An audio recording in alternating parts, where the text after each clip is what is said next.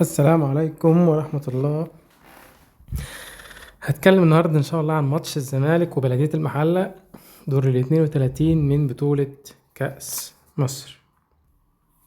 المباراة النهاردة إن شاء الله على ملعب المقاولين العرب الساعة 2:30 بتوقيت القاهرة، الساعة 2:30 بتوقيت مصر، الساعة 4:30 بتوقيت الإمارات وعمان، 2:30 بتوقيت القاهرة على ملعب المقاولين العرب. الزمالك هيواجه بلدية المحلة.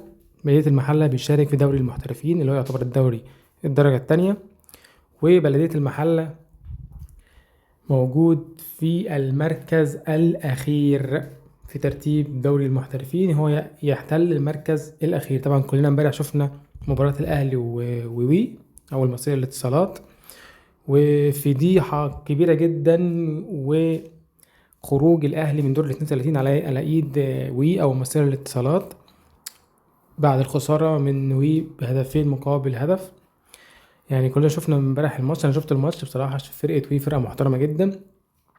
انا توقعت ان هي تبقى مثلا بتنافس على الصعود الاول التاني التالت، دخلت لقيتها السابع في الترتيب، تحتل المركز السابع.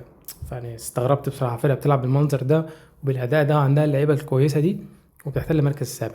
فلما دخلت بصيت على بقية المحل لقيتهم المركز العشرين، اخر مركز تحت هو بلدية المحلة. فبالتالي المفروض النهارده مش عشان الاهلي امبارح خرج يبقى احنا المفروض نخرج النهارده من بلدية المحلة، يعني مش لازم. طبعا كلنا اتعودنا على السيناريوهات دي مع الزمالك، لما الاهلي يخسر النهارده والزمالك هيلعب بكره تلاقي الزمالك بيخسر هو كمان بكره تاني يوم.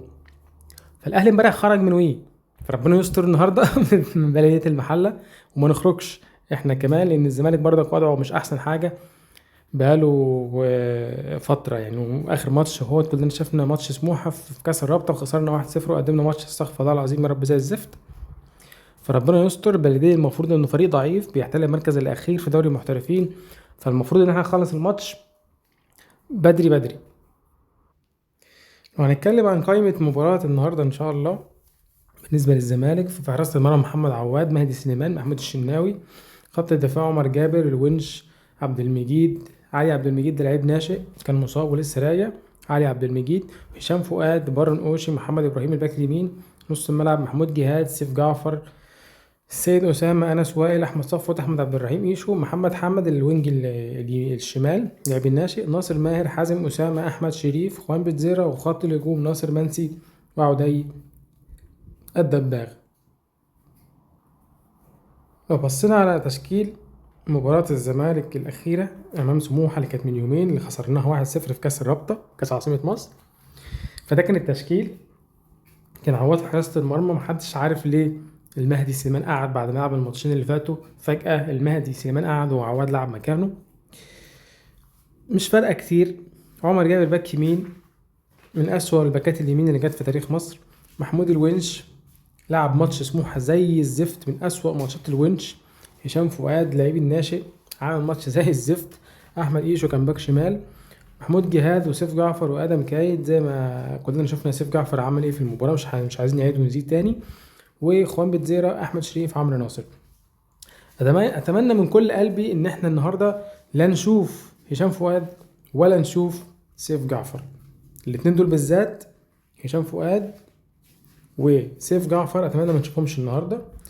أتمنى نشوف مكان سيف جعفر لاعب مثلا زي ناصر ماهر أو أنس وائل،